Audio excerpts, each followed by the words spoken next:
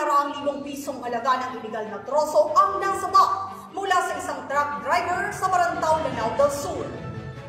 Ang pagkakadakip sa suspect ay resulta ng pakikipagtulungan ng mamamayan na mahuli ang mga taong may pananagutan sa batas para sa ligtas at payapang pamayanan. Patrolwoman Leonora Gawang, ibalita mo. Nasabat ang tinatayang 600,000 pesos halaga ng iligal na troso sa isinagawang mobile patrolling ng mga otoridad ng Marantao PNP sa Barangay Maul, Lumbakay, Ingod, Marantao, Lanao del Sur nitong Abril taong kasalukuyan. Kinilala ang suspek na si alias John, 40 anyos at naninirahan sa Barangay Tipanoy, Iligan City.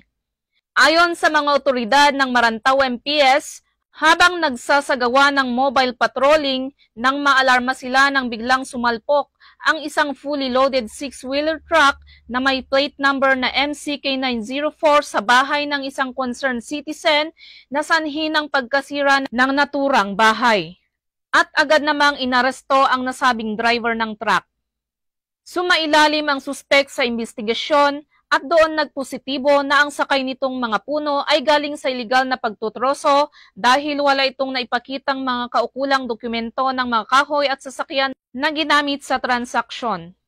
Nasabat mula sa suspek ang mga kahoy na pinaniniwalaang mga puno ng mahogany na may kabuuang sukat na 10,000 board feet na may tinatayang halagang 600,000 pesos.